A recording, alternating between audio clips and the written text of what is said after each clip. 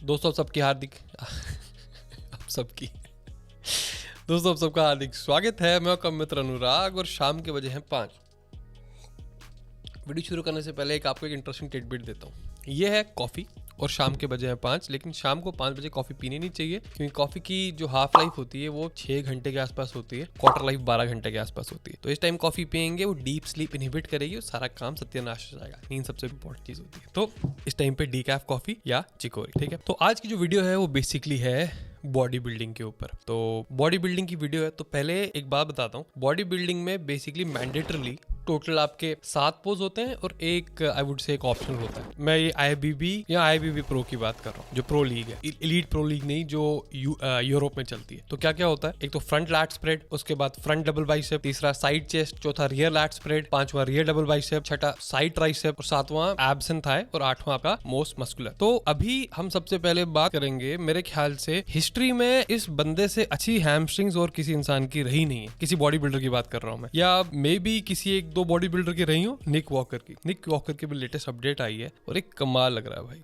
निक की 2 चीजें बड़ी जबरदस्त हैं। निक जब स्टार्टिंग लास्ट सीजन आए थे, ये भाई साहब हर शो में ही गेन कर रहे थे मसल। इनको बोलते हैं हाइपर रिस्पॉन्डर्स। बड़े लोग बोलते हैं निक को कि भाई तू अगले 5 साल भी जिंदा नहीं रहेगा, because they suspect Nick is so much on drugs. लेकिन guys, it's not just about the drugs part. Drugs तो सब यूज करते हैं। आपको आश्चर्य होगा जान के कि रिसेंटली जो शेरू क्लासिक इंडिया में हुआ था, उनका और बड़े सारे ओलंपिया कंपेटिटर्स का साइकिल कोई बहुत डिफरेंट नहीं था। People use everything under the sun here also, like not in India, लेकिन बड़े सारे एमेच्योर लीग्स में। लेकिन प्रो बनने के लिए you have to have those genetics. और जब जेनेटिक्स की बात करते हैं ना, तो बात सिर्फ ये नहीं होती कि आप मसल मास कितना पुट कर सकते हो, आप कितना कट हो सकते हो। It's also about how you response to drugs. और मैंने बहुत बड़ी बात की है, you have to be a super responder to be a top IFBB pro, and Nick is definitely that. क्योंकि निक की हाइट है आई गेस 5 फुट 6-7 से ज्यादा बिल्कुल भी नहीं है। और लास्ट टाइम जब स्टेज पे थे, he was 245 pounds and this year is expected to be like 265 pounds. Like आप मान के चलो, एक 5 फुट 6-7 इंच का बंदा स्टेज कंडीशन में 260 पाउंड के ऊपर है। लाइक अमेजिंग जेनेटिक्स उस वाली चीज के लिए। लेकिन अभी रिसेंटली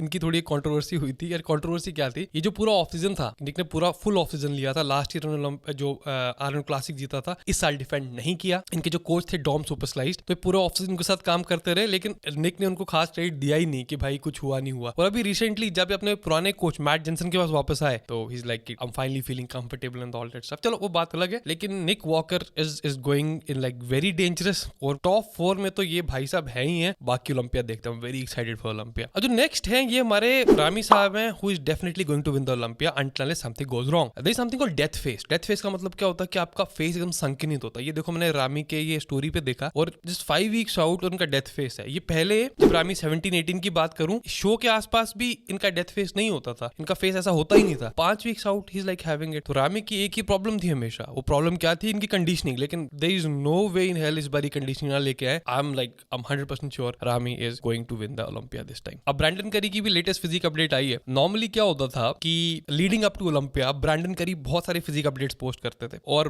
बिग रामी तो भाई ये पोस्ट करते ही नहीं थे। लेकिन अभी last year I guess Pittsburgh pro था, जहां पे रामी को गेस्ट पोस्ट करना था, क्योंकि जो IFBB के बॉस हैं जिम मैनी, उनका शो होता है। और अगर सारे टॉप बॉडी बिल्डर्स आते हैं, ये वही शो था जहां पे डेरिक लैंसफोर्ड ओपन बॉडी बिल्डर साथ पोज कर रहे थे, और वो बिल्कुल भी कहीं से भी कम नहीं लग रहे थे। तो यहाँ पे उन्होंने पोज नहीं किया, तो उनको सॉरी बोलना पड़ा था। उसके बाद तो भाई रामी ने फिजिक अपडेट्स की इस बारी बिल्कुल लहर ही लगा दी है। ऑन द कॉन्ट्री, हमारे भाई साहब ब्रैंडन करी like who is a thorough gentleman, मतलब कमाल के रिप्रेजेंटेटिव इन स्पोर्ट के मेरे ख्याल से। Like he is a thorough gentleman. उनकी इस बारी कोई फिजिक अपडेट ही नहीं आई। और अभी रिसेंटली देखो, इस अपर बॉडी लुक्स अमेजिंग। लेकिन ब्रैंडन की पता प्रॉब्लम कहाँ है? ब्रैंडन की प्रॉब्लम इज हिज लेग्स। तो लेग्स का अपडेट उन्होंने दिखाया नहीं। एक पहले कुछ टाइम पहले उन्होंने दिखाया था, लेकिन वी नॉट श्योर कि इस साल की है या कब की है, वी डोंट नो। अगर आप ब्रैंडन को ऐसे देखोगे, मेरे ख्याल से अगर आप मस्कुलैरिटी और एस्थेटिक्स की बात करो, इस पूरे लाइनअप में ब्रैंडन को बीट नहीं कर सकते। लेकिन again it's a body building show, it's a muscularity show. तो जब बिग रामी, जिनकी टांगें भाई बहुत बड़ी हैं, आप ब्रैंडन करी के साथ खड़ा करते हो, तो ब्रैंडन करी की जो वीकनेस है ये एक्सपोज हो जाती है। तो इसलिए इंडिविजुअल फोटोज देख के बताना बहुत मुश्किल हो जाता है कि कोई कहां प्लेस करेगा। क्योंकि जब एक सुपीरियर बॉडी बिल्डर होता है, जब वो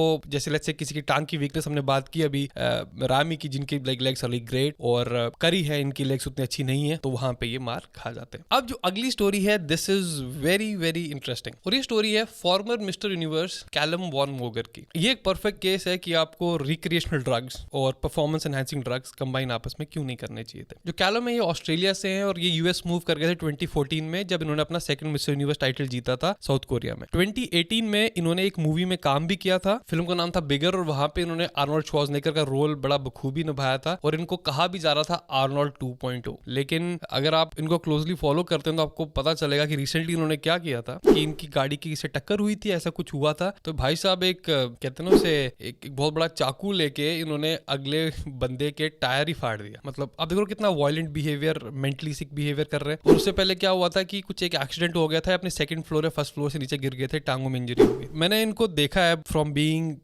बड़े लोग इनसे बहुत चीजें एक्सपेक्ट कर रहे थे कि ये क्लासिक बॉडी बिल्डिंग के लिए बहुत कमाल के वो है, लेकिन इनका जो मानसिक संतुलन है वही खो गया। तो इसके लिए जब भी मैं बात करता हूँ स्टेरॉइड्स की, it's about AAS, it's androgenic anabolic steroids. ये दिमाग पे भी बहुत असर डालती है। कैलम वॉन मोगर इसके एक प्राइम एग्जांपल है। तो guys I hope you like the video. I'll see you next time. Till then, bye bye.